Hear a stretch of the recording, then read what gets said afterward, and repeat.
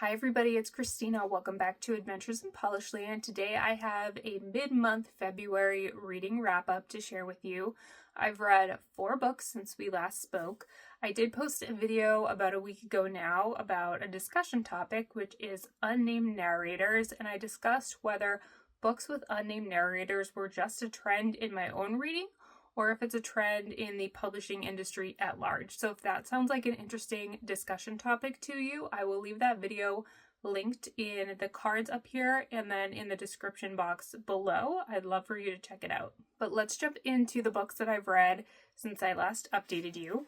The first one is The Accidental by Ali Smith. This is my first Ali Smith book. It follows the Smart family. They are at a holiday home in Norfolk in the UK. Hopefully I pronounced that correctly. We are following the 4 family members. You have Astrid. You can see her on the front here. She's a 12-year-old girl who loves filming with her video camera.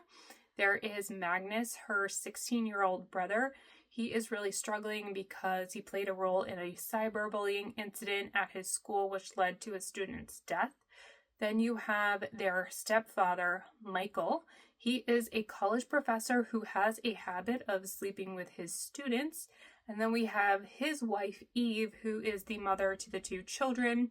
She's an author and she is supposed to be spending the summer writing her book, or her next book. So as you can see, we have a dysfunctional family already, which is interesting, but then there is a mysterious 5th character. Her name is Amber. She's described as a 30 or so year old woman, and she shows up at their holiday house and somehow ingrains herself into the family life, even though no one knows who she is. Michael thinks that she's there to interview Eve about her book. Eve thinks that she's there because she's one of Michael's students, but no one really questions her. She just sort of makes herself at home in their home, which is really creepy and also intriguing.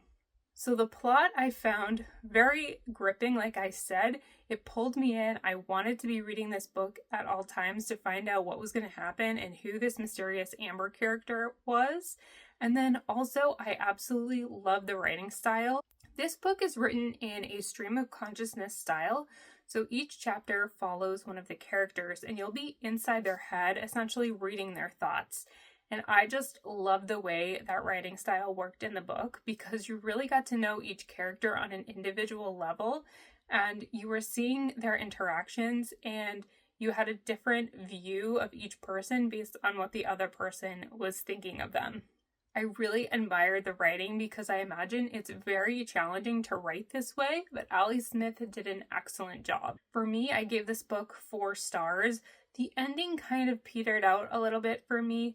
I would have liked to see the ending have a bit more detail. We jumped forward in time a little bit and then it kind of just ended without things tied up, which is totally fine to have an open ending. I think it was a bit realistic in that way, but I wish we got a little bit more detail.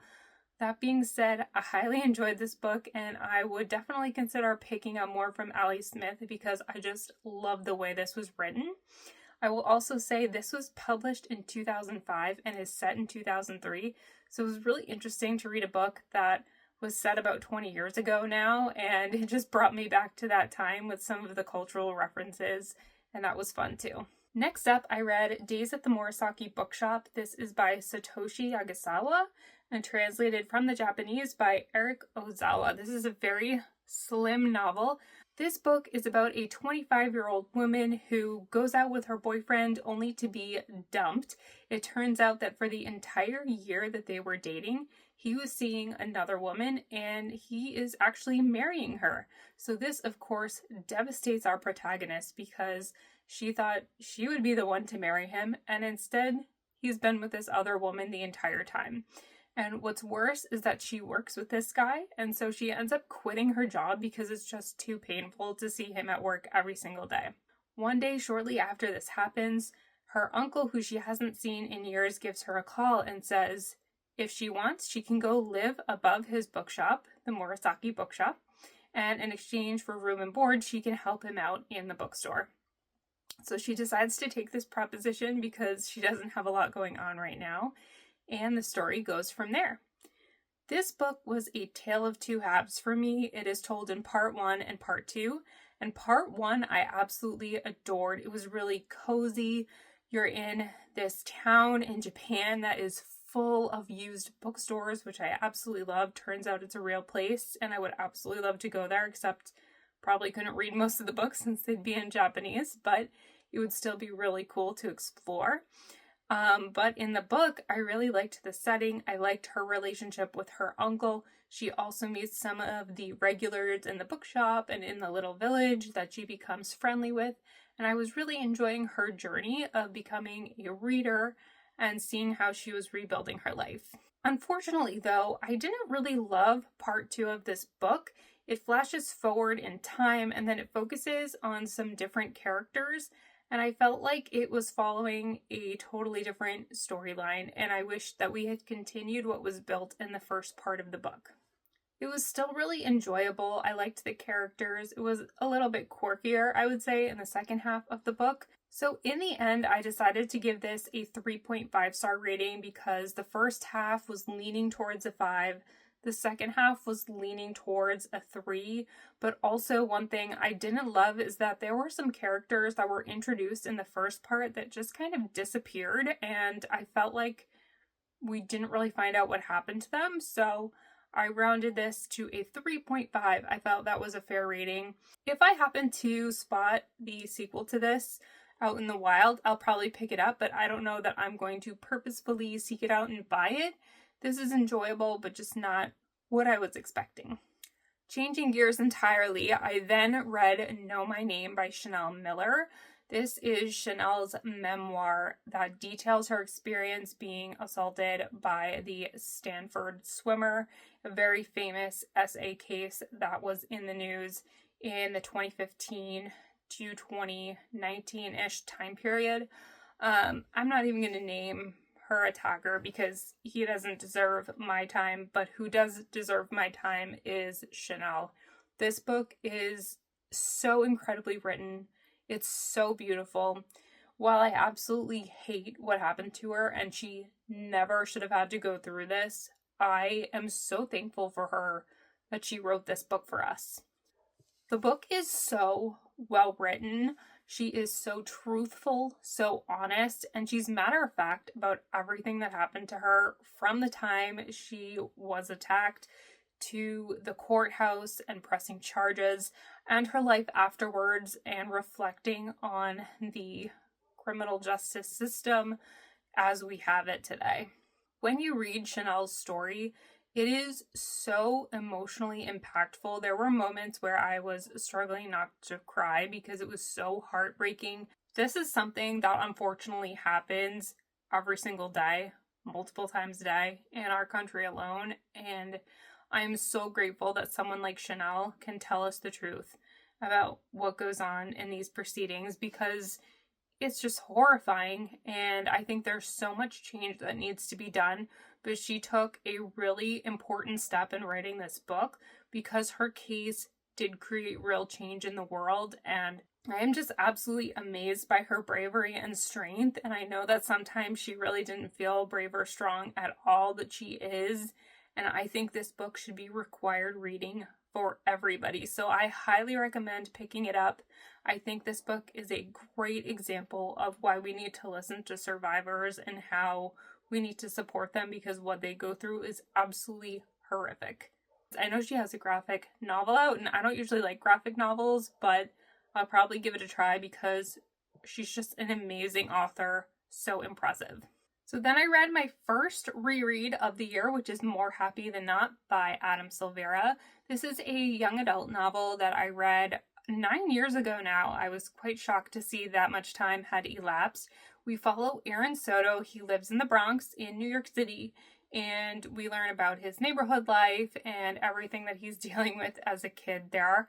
He has a girlfriend, Genevieve, and then he meets a boy named Thomas, and things start changing for him, and he realizes he may have feelings for Thomas.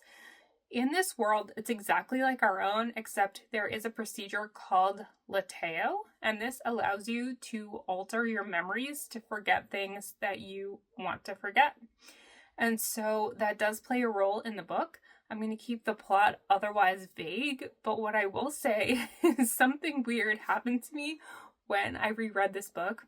The reason I reread it is because there's a twist at the end, and I remembered the twist, and I remembered this would be so fun to reread because you can see all of the foreshadowing in advance. And for the most part, I did see that. There was one little thing that I didn't remember, which was fun to see upon rereading. But the biggest thing that happened to me is I completely misremembered the end of the book. I could have sworn that the final scene of this book was totally different than it was, to the point where I started Googling, did the ending of this book change? Did he write a new ending?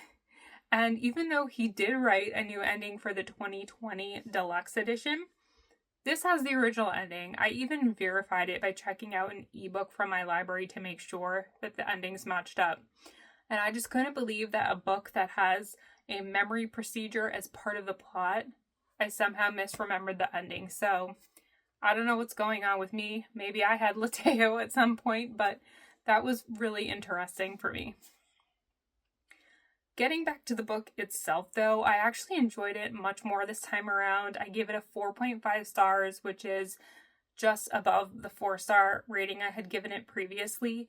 This book really illustrates how being gay is not a choice, and no matter what life that you're in, that's just the way you're built. I think if you have somebody who is struggling with their sexuality, this would be a really comforting book for them.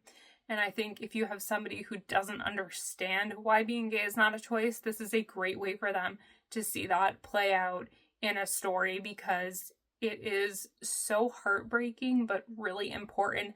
And I think it does an incredible job of putting something that a lot of people discuss into paper so that you can read about it. I've read a handful of Adam's books, and this is by far my favorite. I definitely recommend it. You can read it really quickly since it is YA, but it is a beautiful story, and I'm so glad that he wrote it. So those are the 4 books that I've read. I am now currently reading Old Filth by Jane Gardam. I'm almost done. I will hopefully finish it this evening, and then I'll talk about it in my next update. But I thought I would mention a couple of things. The first one being that, according to Goodreads, I'm still 2 books behind on my reading goal for the year, but I feel like 2 books is completely doable. And I have also checked off one more state on my map here, so More Happy Than Not is set in New York City, so I was able to color that in. But unfortunately for me, that's it, because The Accidental is set in the UK, and Days at the Morisaki Bookshop is set in Japan, and then Know My Name is set in California, which I had already checked off. But as I mentioned, this isn't a goal necessarily, but it's something fun that I want to see how I do over the course of the year. But that's it for this video. If you've read any of the books I mentioned today, let me know your thoughts on them in the comments. I hope you're having a good reading month like I am, and I will see you in my next video. Bye.